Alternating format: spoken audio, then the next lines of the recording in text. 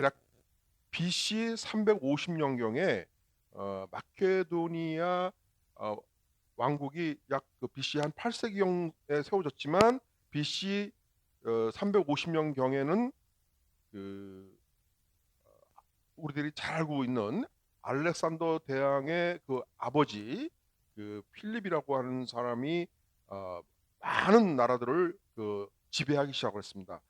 그리고 알렉산더 대왕은 더 많은 영토를 확장을 어 했습니다.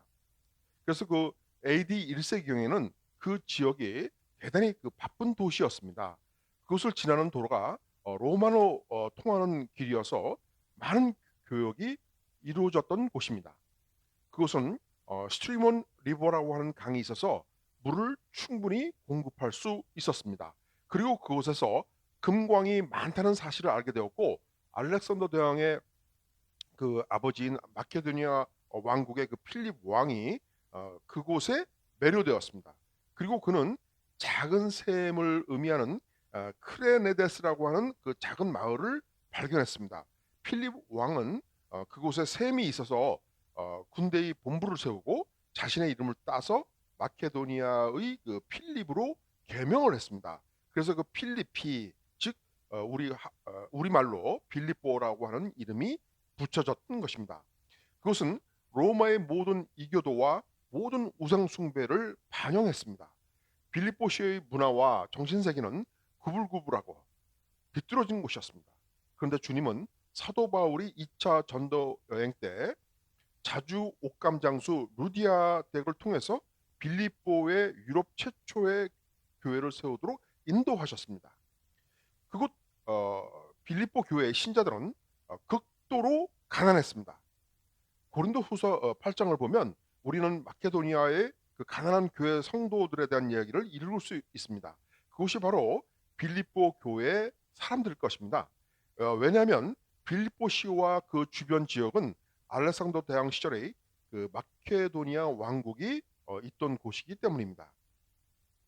그래서 이곳은 이 교회의 바다 위에 세워진 교회, 유럽에서 유일한 교회, 로마 세계에서 고립된 교회였습니다. 설상가상으로 빌립보 교회는 거짓 교사들의 공격을 받았습니다. 가난한 교회입니다. 바울은 그래도 그들이 관대했지만 깊은 가난 속에서 구제의 일을 행했다고 말합니다. 그리고 그것은 박해받는 교회입니다. 이것은 확실히 이 세대의 세상 가운데 있는 교회에 대한 일반적인 모습으로 설명될 수 있습니다. 그것은 15절에서 어그러진이라고 하는 그 단어가 사용된 것을 통해서 알 수 있습니다. 헬러 스콜리아스는 구부러진, 구분이라는 그런 뜻입니다. 그것은 무언가가 꼬여 있다는 뜻입니다. 그래서 기준에서 벗어나 있는 것을 의미합니다.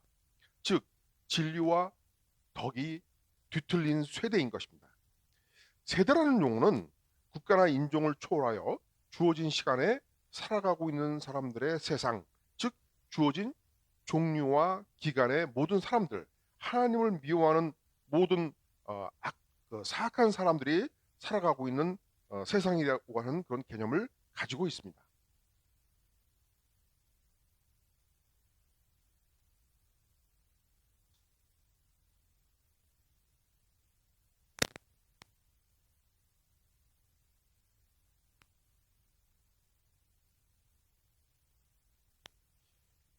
그래서 그곳이 우리가 사는 곳, 우리가 있는 곳입니다. 그곳이 바로 주님께서 우리가 있기를 원하시는 곳입니다. 우리가 알고 있는 바와 같이 그리스도께서는 요한복음 17장 15절부터 18절에서 그리스도의 위대한 기도를 하실 때 우리에 대해서 하나님 아버지께 이렇게 기도하셨습니다. 아버지여, 나는 그들을 세상에서 데려가기를 구하지 않습니다. 그러나 악한 자에게서 지켜주십시오. 그렇습니다. 내가 세상에 속하지 않은 것처럼 그들도 세상에 속하지 않습니다. 그들을 진리로 거룩하게 하옵소서. 당신의 말씀은 진리입니다. 아버지께서 나를 세상에 보내신 것 같이 나도 또한 그들을 세상으로 보냈습니다. 그래서 결국 그리스도의 기도는 나는 그들을 세상에서 데려가는 것이 아니라 이 세상의 신이라고 할 수 있는 사단으로부터 어, 그 사단의 진리로부터 그들을 사단의 사단의 가르침, 사단의 가르침으로부터 진리로서 그들을 보호하기를 원합니다. 이렇게 기도를 하신 것입니다. 사단이 지배하는 세상, 이곳이 우리가 있는 곳입니다. 우리는 바로 주님께서 우리가 세상에 닿는 동안 세상에서 보호받기를 기도하셨습니다. 우리는 우리가 있어야 할 곳에 정확하게 있고 세상은 항상 그랬던 것처럼 사단의 지배하에 있습니다. 우리는 주님은 우리가 악한 자로부터 보호받기를 원하신다는 것을 알았습니다. 주님은 우리가 진리로 거룩해지기를 원하신다는 것입니다. 다음으로 오늘 본문에서 말씀하고자 하는 두 번째 문제는 이제 우리가 누구인지에 대한 질문입니다. 이 어그러지고 거스르는 세대에서 우리는 누구입니까? 그것에 대한 대답이 15절에 있습니다. 우리는 책망할 것이 없는 하나님의 자녀요 세상에서 빛들입니다. 그것이 바로 우리입니다. 거기에 우리는 두 가지 신분을 가지고 있습니다. 우리가 육적으로 세상 나라의 백성인 것은 틀림없는 현실입니다. 그러나 우리의 영은 하나님 나라의 백성이며 하나님께 속한 자녀입니다. 즉 우리는 세상 사람들과 같은 마귀의 자녀가 아닙니다. 그리스도께서 요한복음 8장 44절에서 말씀하신 바와 같이 마귀의 나라와 마귀의 자녀들은 아비 마귀의 욕심대로 행동합니다. 진리가 그 속에 없는 것입니다. 반면에 우리는 아주 분명한 분리가 있는 분리적으로 진리가 있는 하나님의 자녀입니다. 그리고 우리는 하나님의 자녀이기 때문에 하나님의 말씀을 듣고 그 말씀을 따르고 순종합니다. 우리가 믿음으로 말미암아 하나님의 자녀가 되었기 때문입니다. 요한복음 1장 12절에서 영접하는 자 곧 그 이름을 믿는 자들에게는 하나님의 자녀가 되는 권세를 주셨으니, 이것은 신약 성경에서 자주 반복됩니다. 우리는 하나님의 자녀인데 하나님의 자녀의 그 영광스러운 나타나심이 아직 이르지 아니하였으므로 알지 못하는 것입니다. 그래서 여기 우리가 누구인지 다시 말씀드리면 하나님의 자녀라는 것을 분명히 인식함으로써 비뚤어지고 타락한 세대 가운데서 정확히 우리가 있어야 할 곳에 있어야 하는 것입니다. 둘째, 우리는 세상의 빛입니다. 빛의 이 원어적인 의미가 해와 달과 별의 빛을 나타날 때 사용됩니다. 해와 달과 별들이 만물 가운데 어두움을 밝히는 빛이듯이 우리도 사단의 나라인 흑암 가운데 빛을 발하는 것입니다. 그러므로 우리는 빛입니다. 저는 이 말씀을 좋아합니다. 15절의 끝에서 그들 가운데라고 말씀합니다. 이 말씀 그대로 우리가 나타나고 있습니다. 우리는 빛입니다. 여러분은 세상의 어둠 속에서 빛을 발하는 빛입니다. 그러므로 이 하나님의 교회가 우리가 있어야 할 곳입니다. 바로 이 교회가 하나님의 자녀인 우리가 있는 곳이며 어둠 속에서 유일한 빛의 근원이 되어야 할 곳입니다. 이사야서는 49장 6절에서 장차 오실 주의 종, 곧 오실 주의 종 예수 그리스도에 대하여 내가 너를 열방의 빛으로 삼아 나의 구원이 땅끝까지 미치게 하리라 라고 기록하고 있습니다. 예수 그리스도께서 이 세상에 오셨습니다. 그분은 만국의 빛이요 생명의 빛이요 진리의 빛이셨고 우리 안에 거하셔서 우리가 세상에서 빛으로 비추게 하셨습니다. 그런데 유대인들은 자기들이 이 세상의 빛이라고 생각했습니다. 그러나 로마서 2장 17절부터 20절까지와 24절에서 바울은 그들을 고발합니다. 17절에 유대인이라 불리는 내가 율법을 의지하며 하나님을 자랑하며 율법의 교훈을 받아 하나님의 뜻을 알고 지극히 선한 것을 분간하며 맹인의 길을 인도하는 자요 어둠에 있는 자의 빛이요 율법에 있는 지식과 진리의 모본을 가진 자로서 어리석은 자의 교사요 어린아이의 선생이라고 스스로 믿으니 24절에서 기록된 바와 같이 하나님의 이름이 너희 때문에 이방인 중에서 모독을 받는도다. 바울이 말씀하고자 하는 바는 너희는 율법을 범하면서 율법을 자랑한다. 그러나 사실은 너희로 말미암아 하나님의 이름이 이방인 중에서 회방을 받는도다. 라고 말씀하는 것입니다. 달리 말씀드리면 너희는 스스로 빛이라고 말하지만 행동으로는 나타나고 있지 않다. 너희는 어둠의 다른 형태일 뿐이다. 라는 의미인 것입니다. 유대인들은 그렇게 빛이 아니었지만 우리 주님은 마태복음 5장 14절 16절의 산상수훈에서 너희는 세상의 빛이라 이같이 너희 빛을 사람 앞에 비치게 하여 그들로 너희 착한 행실을 보고 하늘에 계신 너희 아버지께 영광을 돌리게 하라. 이렇게 말씀하셨습니다. 지금 우리는 어둠 속에 있고 비뚤어지고 거스르는 세상에 있습니다.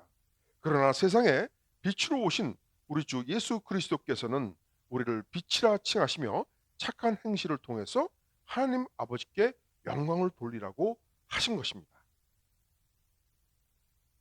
이제 세 번째 실용적인 대답이 나옵니다. 우리는 어떻게 살고 있습니까? 우리는 세상과 다른 평행 우주에 살고 있습니다. 예수 그리스도를 믿지 않는 세상이 이해하지 못하고 연결되지 않을 뿐만 아니라 서로 관련이 없는 우주입니다. 왜냐하면 세상 속의 그들은 허물과 죄로 죽어있기 때문입니다. 온 세상이 악한 자의 무릎에 놓여 있습니다. 그러나 우리는 하나님께 대하여 살아있는 자들입니다.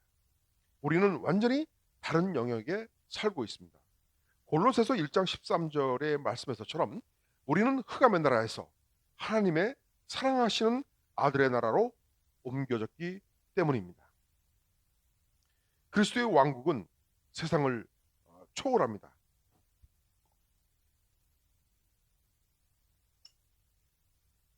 그것은 세상에서 그 힘을 끌어내지 않습니다.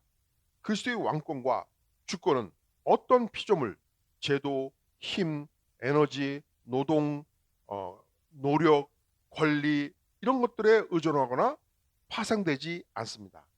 그분의 통치는 영원하며 영원한 아들로서의 그분 자신의 영광스러운 본성으로부터만 파생됩니다. 그의 통치는 누구에게도 주어지거나 빼앗기지 않습니다. 그의 권세와 권위는 어떠한 노력이나 공격으로도 감소되거나 변경되거나 제거되거나 배처될 수 없습니다. 그분의 통치는 시간과 모든 영혼에 걸쳐 완전하고 포괄적이며 영원한 것입니다. 시편 2편 9절이 말씀하는 바와 같이 언젠가 그분은 진리와 어두움의 철장으로 모든 피조물을 다스릴 것입니다. 그리고 계시록 2장 26절과 27절이 말씀하는 바와 같이 세상을 이기고 그의 일을 지키는 자에게 그리스도의 백성에게 철장으로 만국을 다스리는 권세를 주실 것입니다. 이제 그의 나라는 그를 믿는 자들의 마음에 있지 않겠습니까? 그는 우리의 왕입니다. 그리고 교회는 그분의 나라가 보이는 곳이며 그분이 말씀하신 대로 진리 위에 세워졌습니다. 그래서 우리는 그 기초부터 시작합니다. 우리가 어디에 있는지 정확히 하나님께서 우리가 있기를 원하시는 위치인 교회 그리고 우리가 누구인지 알았습니다. 빛의 존재인 것을. 이에 따라 여기에 그리스도의 명령이 있습니다. 그 명령을 선택하기 위해서 5절로 돌아가십시오. 5절을 한번 보십시오. 9절까지입니다. 5절부터 9절까지. 이 말씀들은 우리는 어떻게 살아야 합니까? 라는 질문에 답할 것입니다. 5절에 너희 속에 이 마음을 품으라. 곧 자기를 낮추신 그리스도 예수의 마음이니 그는 근본 하나님의 본체시나 하나님과 동등됨을 취할 것으로 여기지 아니하시고 오히려 자기를 비워 종의 형체를 가지사 사람들과 같이 되셨고 사람의 모양으로 나타나사 자기를 낮추시고 죽기까지 복종하셨으니 곧 십자가에 죽으십니다. 그러면 우리는 어떻게 살아야 합니까? 우리는 겸손하게 살아야 합니다. 우리 주님께서 자신을 비워 종의 형체를 입으셨을 때와 같은 그러한 마음을 가져야 합니다. 그리고 자신을 낮추셨기 때문에 하나님은 그를 높이셨습니다. 고린도후서 8장 9절은 이렇게 말씀하고 있습니다. 우리 주 예수 그리스도의 은혜를 너희가 알거니와 부여하신 이로써 너희를 위하여 가난하게 되심은 그의 가난함으로 말미암아 너희를 부여하게 하려 하심이라. 그는 자신을 낮추었고 그 겸손으로 말미암아 지극히 높임을 받았고 또 하나님의 영광스러운 구원의 목적을 성취하셨습니다. 따라서 그의 첫 번째 명령은 겸손의 태도를 갖는 것입니다. 두 번째 명령은 12절로 돌아옵니다. 12절에서 그러므로 내 사랑하는 자들아 네가 항상 순종하여 구원을 이루라고 말씀하십니다. 어떻게 구원을 이룹니까? 두려움과 떨림으로 구원을 이루라고 말씀합니다. 즉 두렵고 떨리는 마음으로 구원을 위하여 거룩함을 이루라는 것입니다. 너희 구원을 이루라에서 사용된 그 이루다라는 뜻의 원어는 기본적으로 완성시킨다는 의미입니다. 두렵고 떨림으로 구원을 이루십시오. 여러분 자신의 구원을 이루십시오.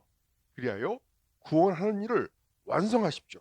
어떻게 합니까? 그것은 거룩함과 성화에 대해서 말씀하고 있는 것입니다. 성화를 추구하십시오. 15절은 이는 너희가 흠이 없고 순전하여 어그러지고 거스르는 세대 가운데서 하나님의 흠없는 자녀로 세상에서 그들 가운데 빛들로 나타내며 즉 여러분 자신을 책망할 것이 없고 순전함을 스스로 증명하라고 말씀하고 있는 것입니다. 그러므로 여러분의 구원을 위한 성화와 거룩함의 완성을 추구하십시오. 그게 현실적인가요? 네, 그것은 현실적입니다. 어떻게 그것이 가능합니까? 이어지는 13절에서 너희 안에서 역사하시는 이는 하나님이시니 그의 기쁘신 뜻을 위하여 너희에게 소원을 두고 행하게 하시느니라 라고 말씀하고 있기 때문입니다.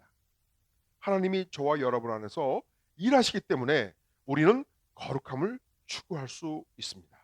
그는 우리의 거룩함을 생성하기 위해서 일하고 계십니다. 그렇기 때문에 이것은 우리에게 실행이 가능한 명령인 것입니다. 그렇다면 우리는 세상을 어떻게 살아가야 합니까? 네, 그렇습니다. 우리는 마땅히 겸손하게 살고 거룩하게 살아가야 합니다. 또한 세 번째 명령으로 우리는 무엇을 하도록 부름받았습니까? 16절을 보십시오. 생명의 말씀을 밝혀 우리가 겸손하고 거룩하고 신실함으로써 마침내 생명의 말씀을 선포하라는 것입니다. 우리는 그것이 주님의 지상 명령인 것을 잘 알고 있습니다. 바로 그것이 우리가 이 어둡고 타락하여 어그러진 세상을 향하여 그리스도의 생명력이 있는 복음의 메시지를 선포하기 위해 여기에 있는 이유인 것입니다. 네 번째, 우리에게는 또 다른 의무가 있는데 그것은 18절에 나타납니다. 이와 같이 기뻐하라. 이 말씀에서 이와 같이는 문맥상 원어적으로 같은 이유로의 의미입니다. 그렇다면 같은 이유로 기뻐하라는 무슨 뜻인가요? 17절로 돌아가서 17절로 돌아가서 만일 너희 믿음의 재물과 섬김 위에 내가 나를 전제로 드릴지라도 전제라는 용어를 쓰기도 하고 또 어떤 성경 번역에는 관제로 표현되어 있습니다. 전제는 그 전자가 그 제사 전자, 제자도 제사 제자 또는 이 전이 부을 전, 쏟아 부을 전도 됩니다. 그리고 관제라는 말도 똑같은 말인데 관제도 관도 제사 관자 또 그 부을 관자 또 제사대자. 그래서 전제, 관제 또 똑같이 한자어로는 같은 뜻입니다. 영어로는 드링킹 오퍼링 이렇게 우리 영어 번역을 보시면 그렇게 되어 있습니다. 나는 기뻐하고 너희 무리와 함께 기뻐하리니 바울은 여기에서 모든 희생적인 언어를 사용합니다. 자기의 삶이 붙는 전제와 같다고 말씀합니다.